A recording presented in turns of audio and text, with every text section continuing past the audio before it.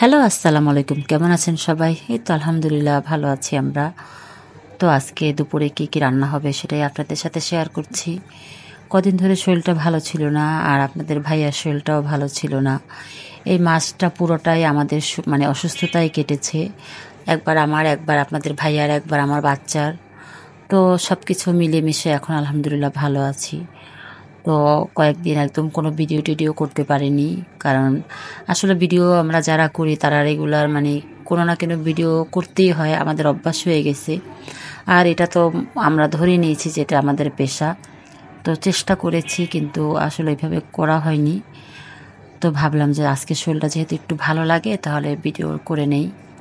তো আমি এখানে আজকে সবজি রান্না করব, মানে রান্না করছি। এটা হলো গিয়ে শালগম দিয়ে আলু দিয়ে, আর হলো গিয়ে চিংড়ি মাছ। এই শালগম সবজিটা আমার ভীষণ পছন্দ।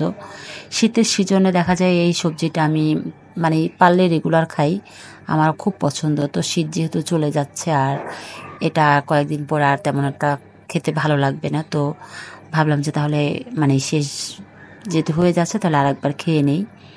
আর এখানে আমি ছোটো মাছ চচ্চড়ি করব। ছোটো মাছের ভিতরে টমেটো, কাঁচামরিচ আর হলো একটু পেঁয়াজ কুচি দিয়ে আমি এটাকে হাতে মাখিয়ে নিচ্ছি। মাছটা একটু দেখতে মনে হচ্ছে যে নরম হয়ে গেছে, কিন্তু এটা নরম না। আর এই মাছটা হলো পুকুরে মাছ। এই মাছটা কি হয় আপনার মানে যখন রান্না করব তখন একদম আরও শক্ত হয়ে যাবে। যেমন ধরুন ঢাকা থেকে যে মাছটা আমরা কিনে খাই, তো সেই মাছটা তো রান্না করার পর আরও নরম হয়ে যায়, আমার কাছে মনে হয় যেন কাদা কাদা হয়ে যায়। আর এই মাছটা মানে এখন দেখতে দেখা যাচ্ছে একদম নরম তুলতুলে, কিন্তু এটা রান্নার পরে একদম শক্ত হয়ে যাবে, একদম ঝুরা ঝুরা হয়ে যাবে। মানে আর খেতেও খুব টেস্টি। মানে যারা পুকুরে মাছ খান তারা তো জানেন, আর যারা চাষ করে সে মাছ থাকে আলাদা। তো আমি মাছটাকেও বসিয়ে দিলাম। আর এই বছরটা পড়ার পরে আমাদের মানে পিছু ছাড়তেছে না অসুস্থতা, মানে একজনের পর একজন লেগেই আছে। তো আসলে সবসময় তো সব ভিডিও সবার সাথে মানে শেয়ার করতে আমার তেমন একটা ভালো লাগে না। কারণ কে কোন চোখে দেখে, কার কাছে ভালো লাগে, কার কাছে না লাগে।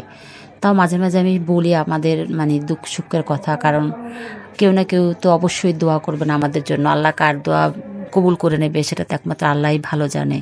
অবশ্যই তো ভালো দোয়াই করবেন।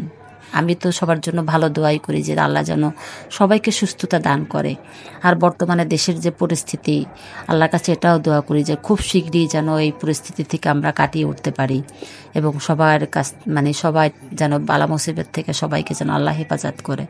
তো এই তো আমার দুপুরে রান্নাবান্না। তো সবাই ভালো থাকবেন, আর আমার ভিডিওটা দেখার জন্য সবাইকে অনেক ধন্যবাদ। তো আমাদের জন্য দোয়া করবেন, আমিও আপনাদের জন্য দোয়া করি। আল্লাহ হাফেজ।